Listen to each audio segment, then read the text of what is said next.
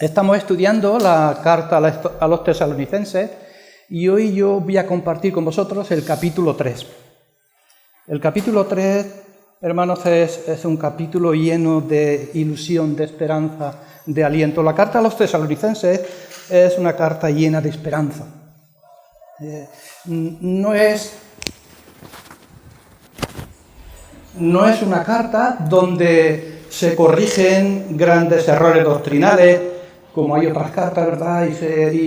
Y Pablo tiene que acudir y decir lo que está mal y tiene que corregir cosas que no son conforme a la enseñanza evangélica. La carta a los tesalonicenses es una carta llena de esperanza, de aliento. Quizás la enseñanza más, fundamental, principal, es la enseñanza de que Jesús viene.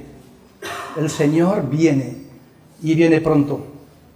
Así es que con esa perspectiva y sabiendo esa verdad alentadora de que aquel que vino ya una vez y no le reconocieron, venía para ser rey, pero lo trataron como un criminal y lo crucificaron en una cruz, murió en debilidad, fue levantado por el poder de Dios y ha prometido que Él volverá y volverá de nuevo. Y vendrá para reinar y para juzgar, y vendrá para recoger a su iglesia, y de nuevo volverá con sus santos para reinar antesala de lo que será la vida eterna. Como digo, la carta está llena de ilusión, de aliento.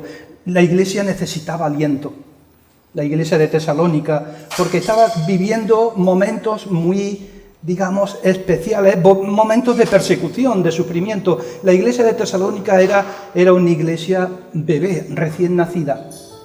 Llevaba muy poco tiempo, ¿verdad? Pablo había estado con ellos 3 semanas, más o menos, 3 días de reposo, 3 sábados, así es que más o menos 3 semanas había podido permanecer con ellos, pero había surgido entre ellos una relación de comunión, de amistad, de fraternidad, que Pablo, el Pablo humano, lo que hace es soltar y expresar sus sentimientos y sus emociones y lo que él sentía por esta iglesia. A tal punto que cuando Pablo, está mirando para atrás, ¿verdad? Los 2 primeros capítulos, Pablo lo que hace es recordar lo que fue su vida en esas 3 semanas con esta iglesia y está diciendo que esta iglesia, que es una bebé recién nacida, para él, dice, él se consideraba como una nodriza, como una madre que cría con ternura a esa bebé recién nacido.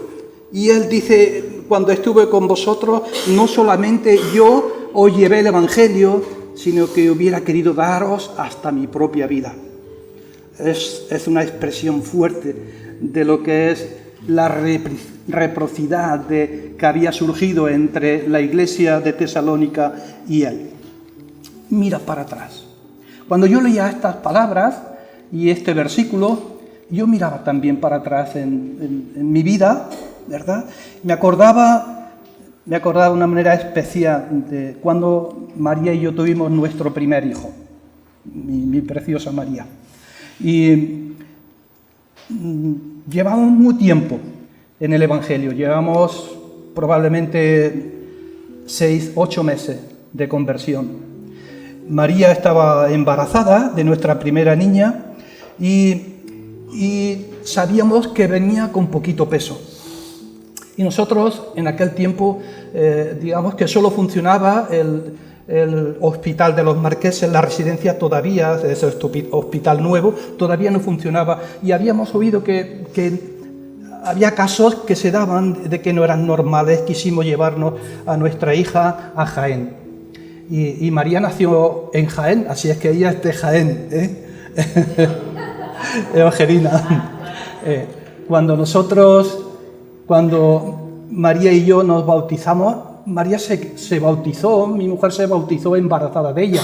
O sea que María se bautizó con 4 o 5 meses, María se ha bautizado 2 veces.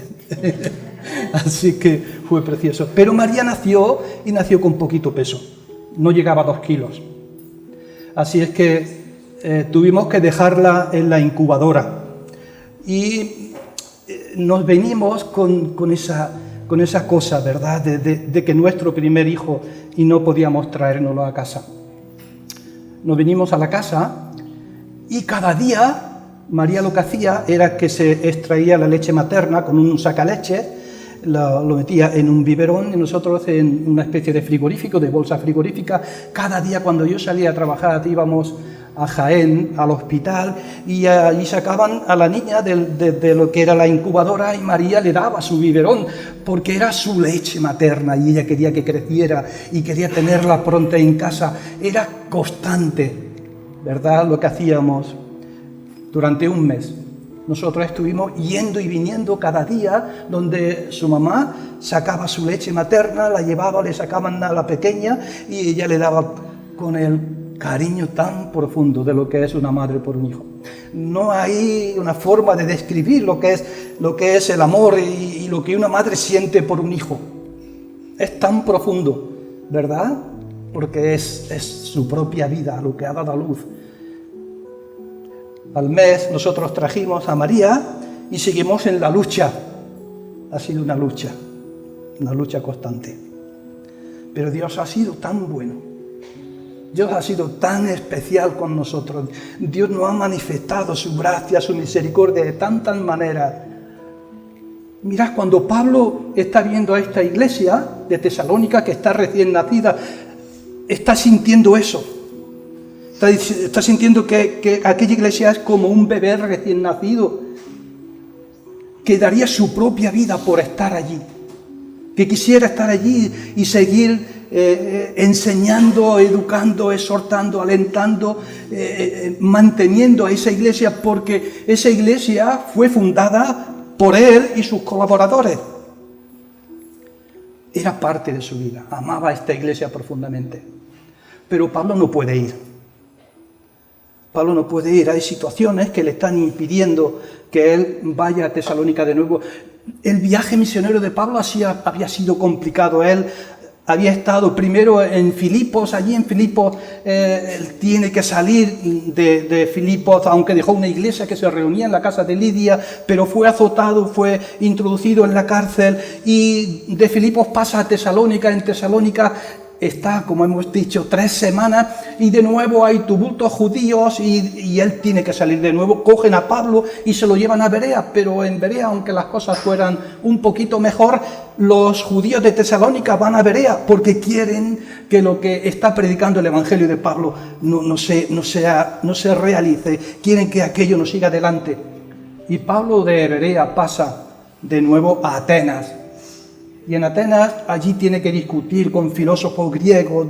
Él llegaba siempre a la sinagoga y discutía, persuadía, ¿verdad?, haciéndoles ver que el Mesías anunciado, prometido en el Antiguo Testamento, se ha hecho realidad en la persona de Jesús. Y es desde Atenas que Pablo lo que hace es que, sintiendo una profunda agonía, ¿verdad?, por lo que puedan estar pasando esta iglesia, envía a Timoteo. Fijaros que los 2 primeros capítulos Pablo está mirando hacia atrás y ve su experiencia con la iglesia de Tesalónica, pero en el capítulo 3 está mirando el presente, lo que está ocurriendo. Y Pablo dice que él, separado de ellos, si antes era como una madre, una nodriza, que alimenta a esa iglesia, ahora se siente como un huérfano sin sus hijos, porque están lejos y no puede exhortarles, animarles. De ser una madre llena de calor y llena de entusiasmo y alimentarles, ahora se siente como un huérfano. Y siente una profunda angustia por saber cómo está esa iglesia, cuando se ama la iglesia, hermano. Cuando se ama de verdad al pueblo de Dios, surge algo tan profundo en el corazón que no puede estar al margen de lo que está sucediendo en ese pueblo que tú amas y que tú quieres. Cuando estáis sentados, sabéis, el grupo de música y lo que ellos preparan, eso tiene trabajo. Le dedican tiempo. ¿No? Las cosas no surgen así, ellos se esfuerzan y trabajan. Y cuando yo estaba ahí, os veía tan guapos, os veía tan especiales, de verdad, que mi corazón se llena de alegría, de algo está haciendo Dios aquí tan precioso. Y yo decía, Dios mío, gracias por cada uno de ellos. Y Pablo está pendiente de esa iglesia y quiere ir y no puede, y envía a Timoteo. Timoteo está con él en Atenas. y se desprende, digamos, de una persona que es fundamental para su vida. Necesitamos siempre tener a alguien al lado. Era el apoyo para él, era un hermano en el Evangelio. Pablo lo describe como un hermano, como un siervo en Cristo y como un colaborador. Y esto nos enseña algo importante, queridos hermanos. Que la Iglesia no está diseñada ni funciona por lo que es la centralidad de una persona, sino a través de un grupo de hombres y de mujeres, hermanos, que se exhortan, que se animan, que se extienden hacia adelante, que abren camino, que nos enseñan la palabra. La Iglesia es un edificio, es un cuerpo, donde cada uno es, digamos, un miembro, cada uno de nosotros que ocupa un lugar y que sirve a Dios de acuerdo a los dones que el Espíritu Santo ha dado. No hay nadie que pueda decir no sé qué hacer en la Iglesia. Todos somos útiles. No somos imprescindibles, pero todos nos necesitamos. Pero el liderazgo es así también. El liderazgo funciona a través de un grupo de hombres que Dios ha levantado, y esos hombres y mujeres lo que hacen es exhortar, alentar, alimentar, abrir camino, enseñar la palabra y hacerles ver que Jesús es una realidad en medio de una sociedad que no le conoce. Así es que Pablo envía a Timoteo, porque tiene que llegar a esta ciudad, y dice Pablo, para que aliente y los confirme en la fe y le traiga a él noticias de qué está sucediendo en esta iglesia. Su corazón se está embargado, sufre, ¿verdad? Y quiere saber qué está sucediendo, cómo está esta iglesia. Cuando él se fue de Tesalónica y él va a Berea, se va a Berea porque hay una persecución. Y Pablo tiene que salir de allí, pero la iglesia de Tesalónica está sufriendo problemas y está sufriendo pruebas que son fuertes, porque los judíos siempre estaban pendientes para que la obra que se estaba realizando no funcionara. Así es que la iglesia en ese aspecto, querido hermano, es fundamental. La iglesia era pequeña, era como un bebé, no tenía grandes personas, no tenía grandes, pero una iglesia que estaba firme en el Señor. Y yo a este capítulo 3, yo le he llamado las evidencias de una iglesia firme. Y quiero ver con vosotros 3 puntos, queridos hermanos. Sabéis que dicen que de las cosas que oímos en una predicación, cuando estamos oyendo la palabra, probablemente se nos queda casi, no la mitad, menos de la mitad. Pero yo quiero que os quedéis por lo menos con algo de los puntos que yo quiero compartir con vosotros. Mirad, yo quiero ver con vosotros desde el verso 3 hasta el verso 5 una iglesia firme cuando permanecen las pruebas. La idea de permanecer es fundamental en la vida del creyente, porque la permanencia en el Evangelio y en Cristo es el sello que manifiesta la fe que es genuina de en quién hemos creído y por qué estamos ahí. Permanecer en las pruebas, queridos hermanos, 3 al 5. Desde el verso 6 hasta el verso 9, una iglesia está firme, y esta iglesia estaba firme porque estaba manifestando y perseveraban en la fe y el amor. La fe y el amor, queridos hermanos, son fundamentales en la estabilidad de una iglesia. Podemos tener mucho conocimiento escritural, podemos saber mucho de la Escritura, podemos entender toda la Biblia, pero si la palabra se queda en lo que es la letra, Pablo va a decir que la letra mata y lo que realmente edifica es el Espíritu. Habéis cantado acerca del Espíritu Santo.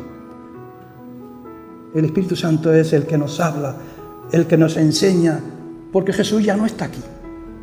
Quien está aquí es el Espíritu Santo que Él ha dejado, que está en nuestros corazones, que nos toca, que nos alienta, que nos levanta, que nos restaura, que nos hace ver cuando no estamos en el sitio correcto, nos exhorta, hermanos, y nos hace entender las verdades que Jesús ya les había enseñado a los suyos. El Espíritu Santo es una persona fundamental. No se ha tenido la importancia a veces que debiera. Es así. Finalmente, una iglesia está firme desde el verso 10 hasta el verso 13. Y ahí hay una oración de Pablo preciosa por esta iglesia de Tesalónica, porque permanece en la verdad esperanzadora del regreso de Jesús. Primera de Tesalonicenses habla acerca de esto mucho. Jesús viene, Jesús viene.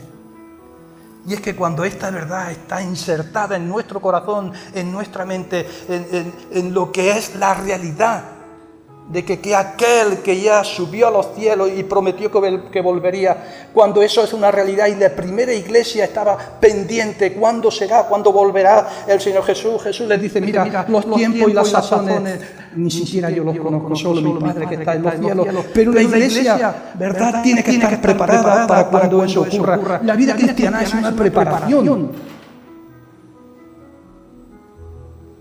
Nos estamos preparando, ¿verdad? Y recibimos la palabra para que cuando vengan las pruebas, hermanos, y la palabra que se ha hecho carne en nuestras vidas, las pruebas, no socaven nuestra fe y desaparezcamos del sitio donde Dios nos ha puesto. Nos estamos preparando. La iglesia necesita oír la palabra, vivirla y hacerla suya.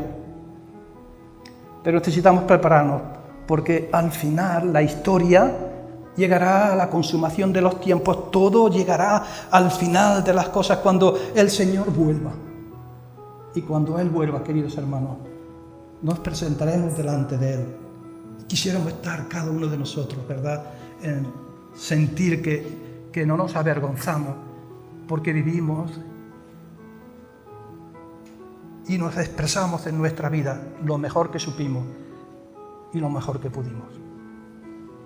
Así es que esas tres ideas yo quiero compartirlas con vosotros, ¿verdad?, que se nos quede de alguna manera. Una iglesia firme permanece en lo que son las pruebas.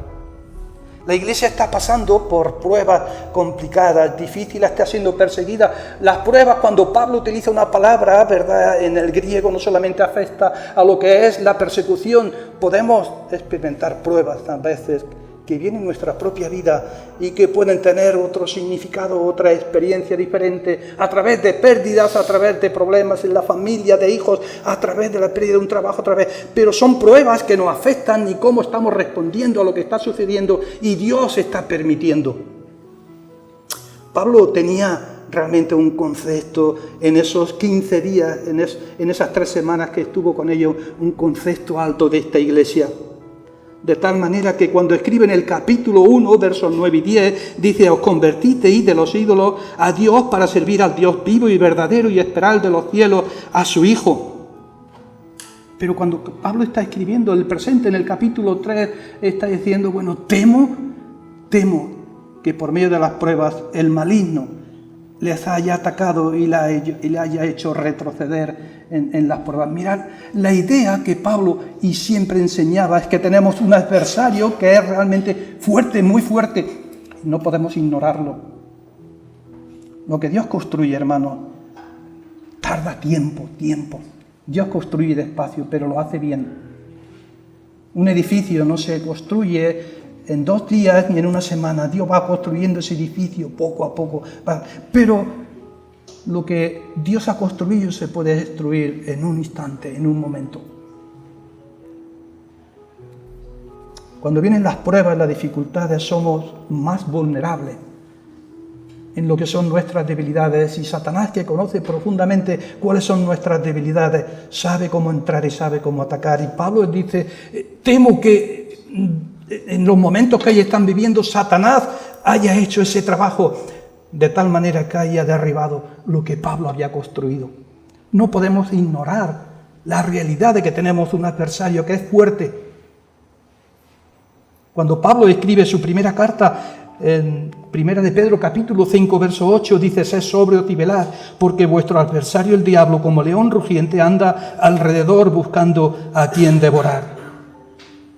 Los tiempos de sufrimiento, queridos hermanos, los tiempos de prueba, ¿verdad?, nos hacen ser más vulnerables y nuestras debilidades expuestas para que Satanás de alguna manera haga esa obra de destruir lo que Dios ha estado construyendo. ¿Cómo permanecieron ellos? ¿Cómo perseveraron, verdad?, en medio de las pruebas. Capítulo 3, verso 4. dice así: porque también estando con vosotros os predecimos que íbamos a pasar tribulaciones, como ha acontecido y como sabéis. Cuando Pablo llevaba el Evangelio, en el capítulo 2, él dice: yo no fui a vosotros con palabras de hombres ni palabras lisonjeras, no quise expresaros un evangelio donde os sintierais a gusto y parece que el evangelio lo cambia todo y todo es felicidad y todo va a ir bien. Pablo no decía nunca eso, ni en las escrituras aparece que cuando nos convertimos, hermanos, todo va a ir bien. Pablo le está diciendo: ya os dije que ibais a pasar pruebas.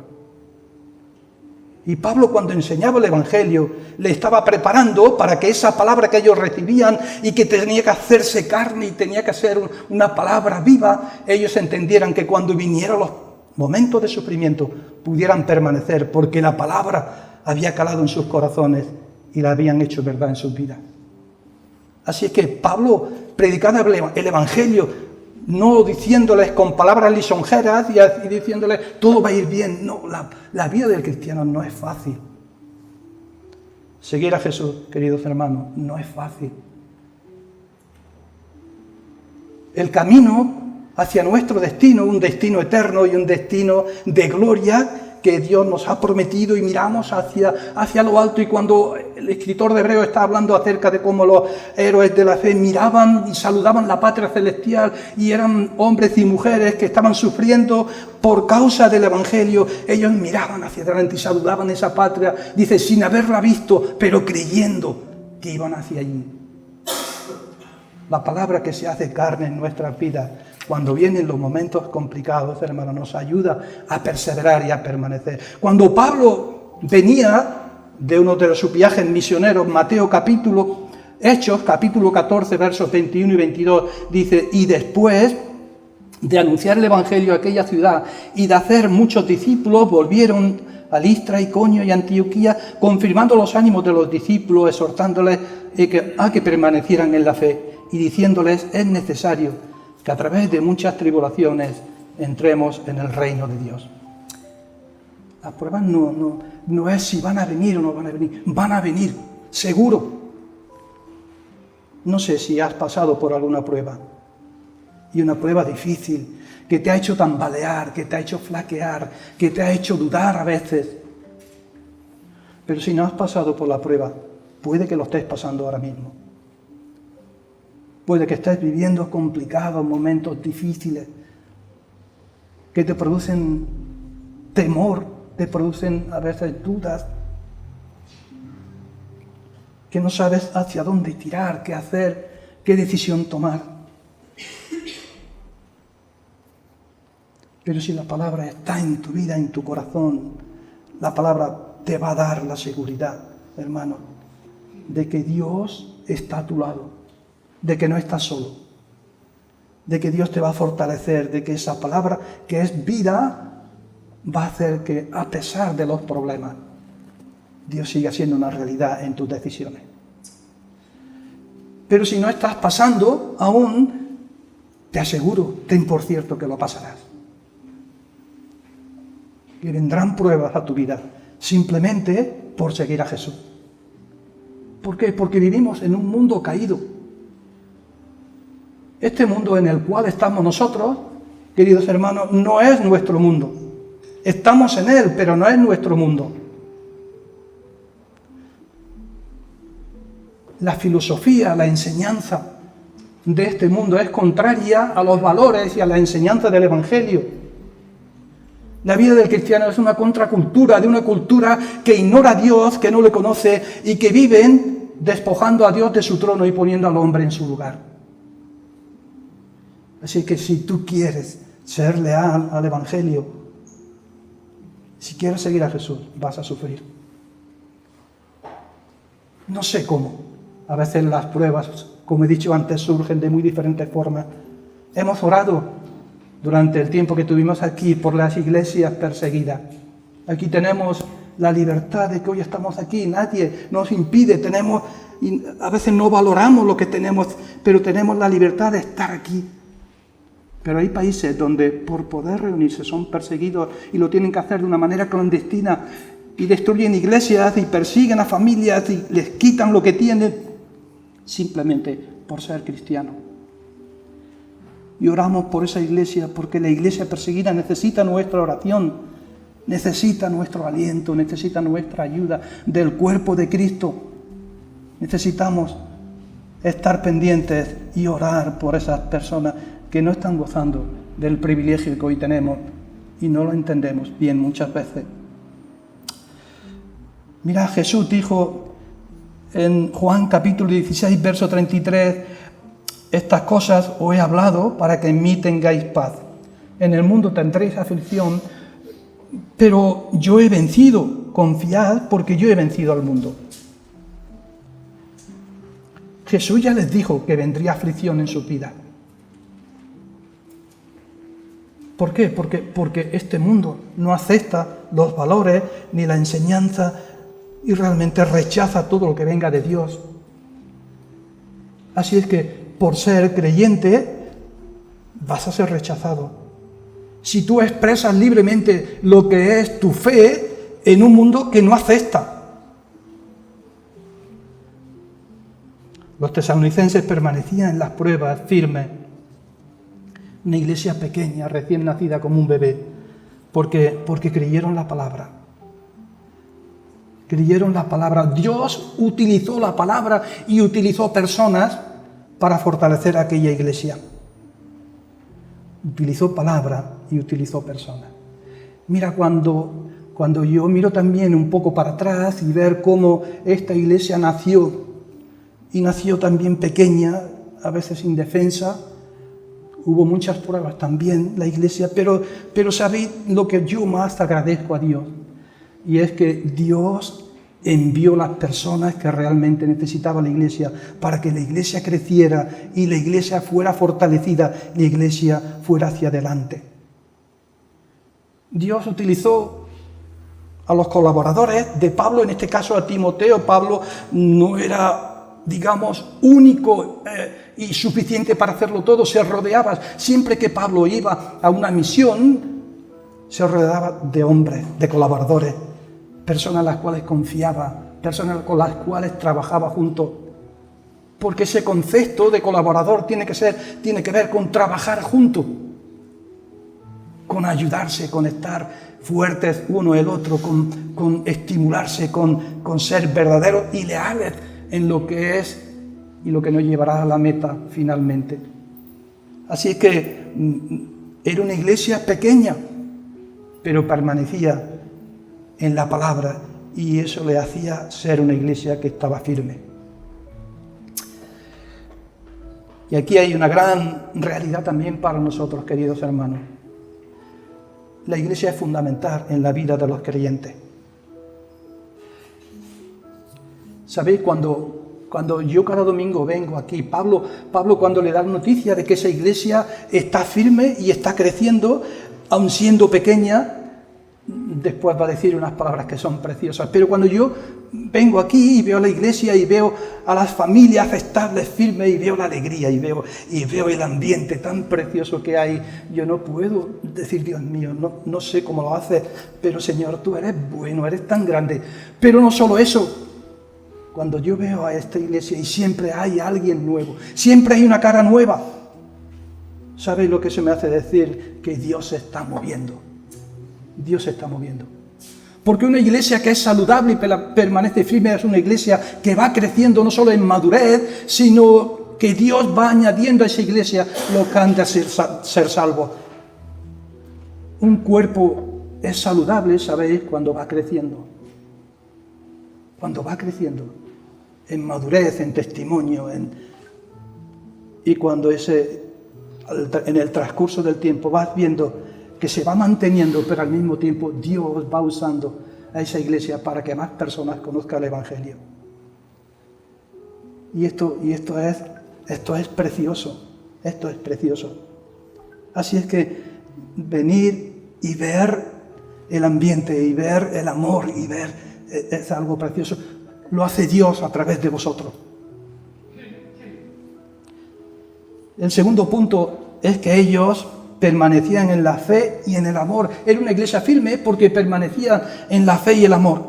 Cuando Pablo regresó a Timoteo, Timoteo estaba en Corinto, Pablo estaba en Corinto. Timoteo había ido a Tesalónica para informarse de cómo estaban, y cuando él regresa, probablemente Pablo está en Corinto. Y Pablo, en la primera carta a los Corintios, en el capítulo 2, verso 3, escribe unas palabras que dice: cuando yo estuve entre vosotros, estuve con debilidad, con mucho temor y temblor. El ánimo de Pablo era realmente bajo. Pablo había sufrido mucho. Había sufrido en Tesalónica, había sufrido en Filipos, había dejado grupos e iglesias, pero había sufrido por causa del Evangelio. Y cuando Pablo está allí, escribe estas palabras, ¿verdad? Porque no sabe qué le va a esperar en Corinto. Y Corinto era una ciudad muy globalizada, donde, igual que en Atenas, había cantidad de dioses, de idolatría. Pablo se siente abrumado, y después de todo lo que ha pasado, dice: estoy con debilidad, con mucho temor y temblor entre vosotros. Pero llega Timoteo y le dice a Pablo: mira, Pablo, la iglesia de Tesalónica, los hermanos de Tesalónica están bien. No solo están bien, han permanecido en la fe y el amor, y han hecho un trabajo de evangelización no solo en Macedonia y Acaya, sino más allá de sus fronteras, siendo una iglesia pequeña, joven. Estaban fuertes en la fe y el amor, y estaban trabajando y estaban sirviendo para que el Evangelio fuera realmente difundido. Y Pablo dice: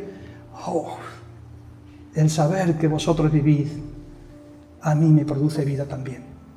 Pablo está diciendo: solamente saber que estáis vivos en el Evangelio, que es una iglesia viva. Una iglesia viva es una iglesia que está viviendo el Evangelio, queridos hermanos. No es una iglesia que abre las puertas para que entre el que quiera. No, una iglesia viva está viviendo el Evangelio. Vive con pasión lo que es la obra de Dios en sus vidas. Y Pablo y Timoteo le va a decir dos cosas que son fundamentales en la iglesia. Ellos permanecían en la fe y en el amor. Cuando Pablo está recordando, y estuvo con ellos esas 3 semanas, dice que no paraba de acordarse de la obra, de la fe, del trabajo, del amor, y de lo que es la constancia y la esperanza de la venida de su Hijo. Mirad, 3 cosas que eran fundamentales. Pero Pablo dice de esta manera, ¿verdad?, que la fe es una obra y que el amor es un trabajo. ¿Qué le está diciendo Pablo a esta iglesia, verdad? Que se acordaba de que la fe salvífica produce una fe activa, produce una fe que se mueve, que se entrega, que trabaja, que sirve, que se compromete. Produce una fe, queridos hermanos, que se difunde, que hace realidad que esa fe, hermanos, sea una obra que produzca una iglesia firme. Y el trabajo y el amor es un trabajo también. Mirad, cuando la Escritura habla del amor, a veces lo podemos ver en 3 aspectos diferentes.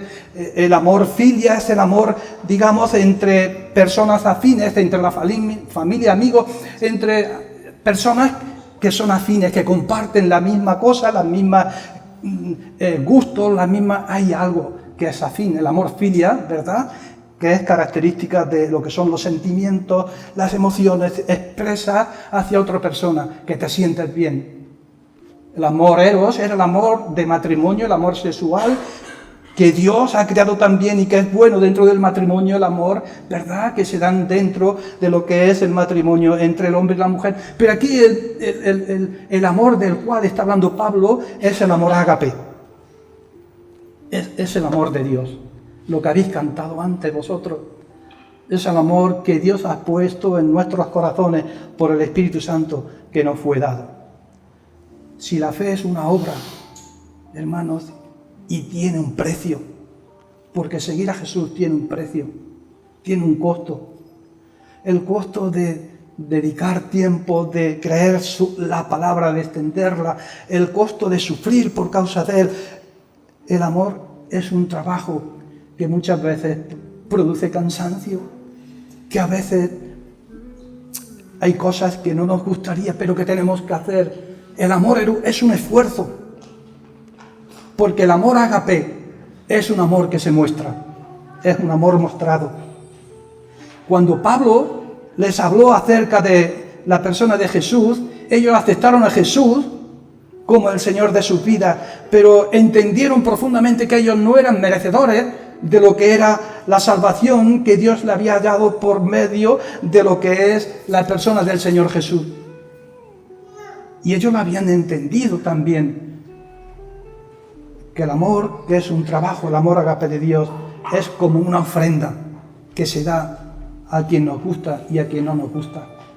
Es el amor extensible, ¿verdad?, que no hace comparaciones, que no produce desigualdades, que no está pensando en buscar aquello que realmente, en aquellos que me aman, sino que es el amor de Jesús. Y Jesús mostró su amor, dice Romanos 5:8, Dios muestra su amor para con nosotros, en que siendo aún pecadores, Cristo murió por nosotros. Ellos se amaban porque entendieron cuál fue el amor que habían recibido. No eran merecedores de nada. No somos merecedores del amor de Jesús. No había en nosotros nada que pudiéramos ofrecer y que halagar a Dios o que honrar a Dios en nuestras vidas. Estábamos todos muertos en delitos y pecados y no había nada en la balanza para que Dios se inclinara por nosotros. Dios nos amó simplemente porque Él es amor. Y ese amor es el que ellos estaban manifestando entre ellos, pero al mismo tiempo lo estaban expresando aún a la gente que no los querían o que probablemente los perseguían. Es el amor de Dios, el amor ágape. La fe que obra, hermanos, y el amor que produce un trabajo tiene un costo. Y tiene el costo de morir a uno mismo y de tomar la cruz de Cristo. Tiene el costo, queridos hermanos, de servir aún en tiempos difíciles, cuando nos gustaría estar cómodos. Tiene el costo de comprometerse con el Evangelio, la persona de Jesús, como Él lo hizo. Tiene el costo de sufrir, pero de seguir adelante. Y cuando en la iglesia, queridos hermanos, se permanece en la palabra, porque la palabra se hace carne en nuestra vida, y se permanece en la fe y en el amor, esa es una iglesia firme. Aunque no haya grandes hombres, aunque no haya grandes predicadores, aunque no haya... Pero hay vida, la vida que produce el Espíritu de Dios en nuestros corazones. Y en una comunidad que era como un bebé recién nacido y que tenía muchos peligros y estaban sufriendo la persecución, pero Dios, el Espíritu Santo, estaba allí. Y le estaba llevando a una iglesia, queridos hermanos, preciosa, que Pablo amaba profundamente. Es el Pablo humano, que está expresando lo que hay en su corazón, que hubiera querido darles hasta su propia vida. No solo llevé el Evangelio, hubiera querido darnos mi propia vida, lo que sentía por ello. Finalmente, una iglesia está firme, queridos hermanos, cuando permanecen en la esperanza del regreso de Cristo. El regreso de Cristo es una realidad y es una de las enseñanzas, digamos, que están aquí recogidas y que aparecen en cada uno de los capítulos de la primera carta a los tesalonicenses, versos del 10 al 13. Dice Pablo que ora persistentemente por ellos y que se acuerda de ellos de noche y de día. Y Pablo va a orar por dos cosas que vamos a ver ahora. Pero antes de nada deciros que la oración en la vida de la iglesia es vital. Es vital, queridos hermanos. Si la enseñanza de la palabra es fundamental para que cuando vengan los tiempos de prueba, la palabra que nos ha hablado y que se ha hecho carne, ¿verdad?, no nos sorprenda, porque Pablo ya les dijo, vendrán las pruebas. Así que no os sorprendáis, porque la vida del creyente no es una vida fácil.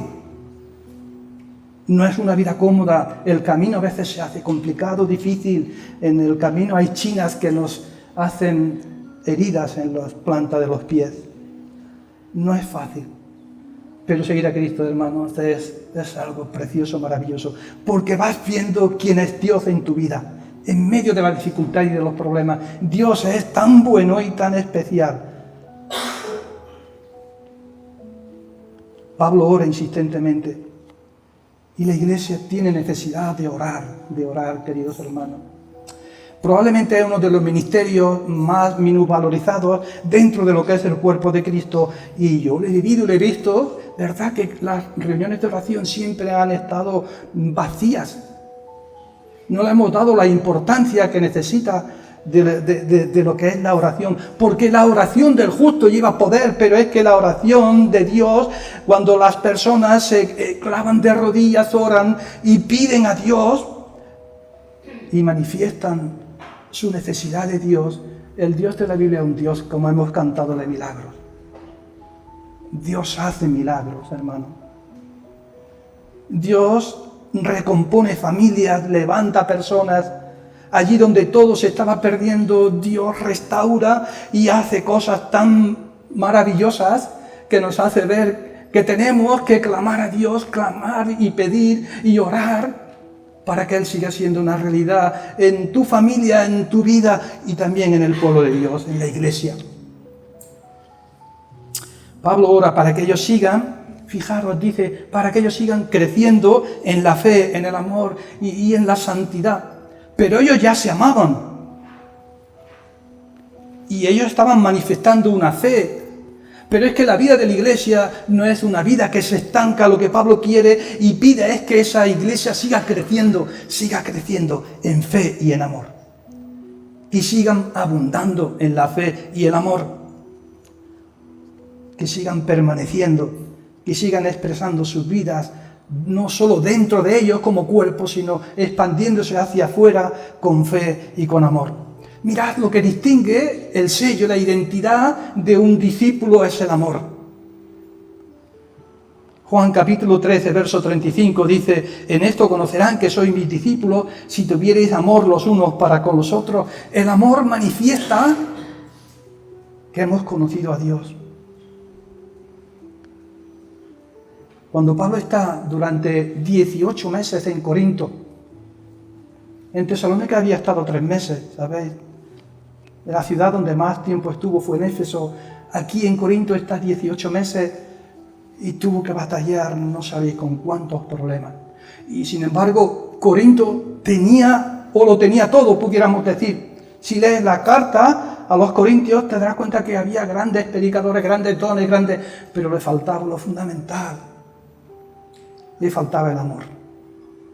Y cuando Pablo a esta iglesia le está diciendo lo que es el amor, lo describe de una manera insuperable. Y Pablo en el capítulo 13 de 1 de Corintios, del 4 al 8, dice que el amor es sufrido, es benigno, no tiene envidia, no es jactancioso, no se envanece, no hace nada indebido, no busca lo suyo, no se irrita, no guarda rencor. Todo lo sufre, todo lo espera, todo lo soporta. El amor nunca deja de ser. Qué descripción tan profunda y tan bella de lo que es el amor, queridos hermanos. El amor no busca lo suyo. El amor lo que busca es servir a los demás, es ayudar a los demás a que crezcan. Juan lo expresó de una manera también preciosa. Es necesario que Él crezca y que yo mengüe. Cuando tu vida crece por encima de los demás, en el aspecto de lo que es nuestra vanidad, estás ocultando a la persona de Jesús. Pero cuando Jesús está creciendo en la iglesia, tú estás menguando y Jesús está creciendo. Y el amor que Pablo está expresando aquí es un amor incomparable. La iglesia puede haber de todo, pero si falta el amor, queridos hermanos, es como címbalo que retiñe, como un metal, ¿verdad? Que hace daño al oído, que no sirve para nada. Y esa iglesia se amaba, pero Pablo dice: yo quiero que os améis más todavía. Porque la expresión de tu amor, de vuestro amor, es lo que la gente cuando venga y os vea, y cuando estéis en la calle y lo expreséis a los demás, verán que hay algo diferente. Porque, hermanos, los creyentes y la iglesia es una comunidad diferente a lo que se vive en el mundo. La diferencia tiene que ser marcada porque vivimos el Evangelio por la fe, el amor y por la santidad. Y Pablo está diciendo: yo quiero, ¿verdad?, que andéis más y más. Una iglesia que permanece y que crece en el amor y lo que es en la fe, queridos hermanos, una iglesia que está firme, que vienen pruebas, que vienen dificultades.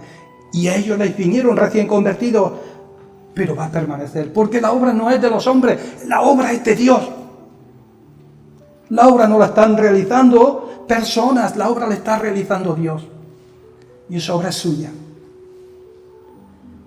La segunda parte de la oración le está diciendo para que entiendan que Jesús viene con su santo. La segunda venida de Jesús. Y Pablo lo que está diciendo es, ante el futuro tan glorioso de que Jesús viene, esto le debería alentar y a vivir de una manera que realmente impactaran en la sociedad. Ya lo estaban haciendo, pero está diciendo, mirad a lo lejos, Jesús viene, no se tarda. Él prometió que iba a regresar y mirar los acontecimientos, ¿verdad? Están, digamos, diseñados para que Jesús venga y venga pronto. Hermanos, cuando en la vida de la iglesia la perspectiva es clara, en nuestra mente es clara, en la iglesia comunidad no solamente permanecen en la palabra, permanece en la fe y el amor, sino en esa realidad y en esa verdad escatológica de que Jesús viene. Es una iglesia activa que realmente se purifica y vive en santidad. La primera carta de Juan, en el capítulo 1, versos del 1 al 3, dice, mirad cuál amor nos ha dado el Padre para que seamos llamados hijos de Dios. Por esto el mundo no nos conoce, porque no le conoció a Él. Amados, ahora somos hijos de Dios. Y aún no se ha manifestado lo que hemos de ser, pero sabemos que cuando Él se manifieste, seremos semejantes a Él, porque le veremos tal como Él es. Y todo aquel que tiene esta esperanza en Él, se purifica a sí mismo como Él es puro. El que tiene esta expectativa, esta esperanza, quiere vivir de la manera que realmente pueda honrar cada día a Dios con su vida. No son vidas perfectas, queridos hermanos. A veces fracasamos, a veces nos equivocamos, a veces sufrimos y vienen las pruebas, ¿verdad? Porque hemos tomado decisiones malas. Quiero deciros una cosa, y que hay una distinción. La prueba es una cosa, la tentación es otra. La prueba Dios la permite siempre para madurar y para que nosotros crezcamos. La tentación viene de parte de Satanás y siempre tiene la estrategia de derribar y destruir. Porque el maligno ha venido para matar, para destruir y para robar. Pero Dios permite las pruebas, hermanos, para hacer bien a nuestras vidas. Aunque haya situaciones que a veces no entendamos por qué están sucediendo. Aunque a veces no comprendamos muy bien. Pero el Dios de los cielos, queridos hermanos, se manifiesta de esta manera para que nuestras vidas vayan madurando, creciendo y vayan permaneciendo en la fe del Evangelio. Así es que hay un destino glorioso para nosotros. Jesús viene. Y Jesús viene pronto. La venida de Jesús, ¿verdad? La Biblia nos la describe en 2 etapas. Jesús viene a recoger a su iglesia. Y la recibe a su iglesia en las nubes, allí son la boda del Cordero, y presenta a su iglesia sin mancha y sin arruga delante de Dios. La iglesia todavía es una iglesia imperfecta. Pero cuando Jesús la lleve delante de Dios, ¿verdad? La presentará sin mancha y sin arruga. Pero ahora dice que Jesús va a descender con sus santos, porque la segunda etapa es que Jesús viene, y viene para reinar, y vendrá con sus santos, vendrá con su iglesia, ¿verdad? Para lo que es el milenio, antesala de lo que será el reino eterno, ante la visión gloriosa de lo que Jesús va a hacer. Nuestras vidas deberían vivir de una manera totalmente diferente. Y yo os pregunto, ¿cómo viviríais hoy vuestras pruebas y vuestras tentaciones si supierais que Jesús viene hoy? ¿Cómo viviríamos? Si supierais que Él regresa. Y probablemente, no lo sé, si Pablo ha recogido las palabras de Jesús en Mateo 24, en Marcos capítulo 13, versos 32 y 33, donde dice que Jesús vendrá como ladrón en la noche, será como en los días de Noé, donde estaban comiendo, bebiendo, y cuando Noé entró en su barca, vino el diluvio y todo aquello fue arrasado. La idea es si estamos preparados para cuando Él venga. Si estamos pensando, ¿verdad?, que los tiempos y las sazones son las sabe Dios, pero que la iglesia tiene que estar preparada con el candil encendido, porque Jesús puede venir hoy. Y si estamos preparados, hermanos, para poder recibirle. Mirad, yo no sé si vosotros veis, o pensáis los acontecimientos que se están desarrollando, ¿verdad? Tal como está viviendo el mundo y una sociedad tan complicada y tan difícil, parece que todo se puede destruir con apretar un botón, ¿verdad? Pero la sensación es que hay tal inestabilidad en nuestra sociedad que a veces en nuestra imaginación, ¿verdad, Señor? Tú no puedes tardar mucho. Dios solo conoce la sazón y los tiempos, y para Él un día son como 1000 años y mil años como un día, pero te hace pensar de verdad que parece que hoy está más cerca la salvación que en otros tiempos. Cuando Pablo escribe la carta a los romanos, en el capítulo 13, verso 11, dice: y esto conociendo el tiempo, que ya es hora de levantarnos del sueño, porque ahora está más cerca de nosotros nuestra salvación que cuando creímos. La idea, queridos hermanos, hay que despertarse y vivir el Evangelio y vivir de tal manera que podamos honrar y glorificar a Dios, porque Jesús viene pronto, pero si Él no viene pronto, puede ser que Él nos llame. La vida se termina en un pic-pas. Y hoy estás bien y mañana cualquier situación rompe tu vida, rompe todo lo que tú creías que estaba edificado, rompe todo. Y cuando uno piensa esto, ¿verdad? Uno dice: hoy está más cerca la salvación de mi vida que el día en que creímos. Cada día que pasa está más cerca la salvación de nuestras vidas, porque somos más mayores, porque vamos cumpliendo años y la vida tiene un límite y tiene unos años que Dios ha establecido para cada uno de nosotros. Podemos irnos en cualquier momento, pero pensar que Dios puede venir y puede venir en un momento. ¿Cómo estamos viviendo? Y estamos enfrentando las pruebas y estamos enfrentando la vida diaria para que cuando Él venga, ¿verdad?, Él pueda decir: buen discípulo y fiel, en lo poco me fuisteis útil, sobre mucho te pondré. Cuando estemos delante de Él, ¿verdad?, y podamos ver lejos, decía unas palabras que son preciosas: yo sé que mi Redentor vive, y que después de deshecha esta mi piel, con mis ojos le he de ver. Yo sé que voy a ver a Dios. Sí, esa esperanza está en nuestros corazones. Es verdad, le volveremos a ver. Pero ¿cómo estamos viviendo ante la expectativa gloriosa de que Jesús viene? ¿Cómo enfrentaremos nuestras pruebas y nuestras tentaciones? Pablo ora para que esta esperanza del regreso de Jesús permanezca en esta iglesia y en nosotros, para que sean vidas fieles y leales a Jesús. Él viene por su iglesia y vendrá con sus santos. Y hermanos, estas 3 ideas yo quería dejarlas con vosotros, aunque estoy seguro, ¿verdad?, que de la predicación se queda muy poco. Quiero deciros que una iglesia que es firme es una iglesia que cuando viene el tiempo de prueba permanece, porque ha sido y ha recibido la palabra y la ha hecho carne en su vida, la está viviendo, y no le sorprende, porque Dios ya ha prometido y ha dicho que tendremos pruebas y aflicciones. La segunda realidad, queridos hermanos, allí donde estemos, donde Dios nos haya colocado, ¿verdad?, permanezcamos fieles en la fe y en el amor. Tiene un costo, tiene un precio, pero merece la pena pagarlo. Merece la pena servir a Jesús, merece la pena seguirle a Él. Señor, ¿qué quieres que haga? Donde tú me pongas, no me importa, porque no quiero hacer lo que me gusta, quiero hacer lo que tú quieres que yo haga. Finalmente, hermanos, miremos hacia el futuro, miremos, Jesús viene.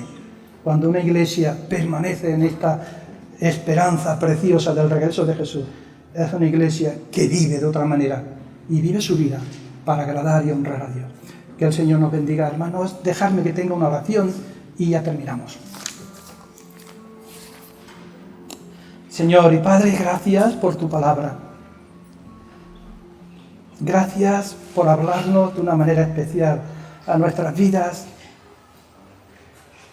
como siervos, como miembros de esta iglesia, de esta comunidad,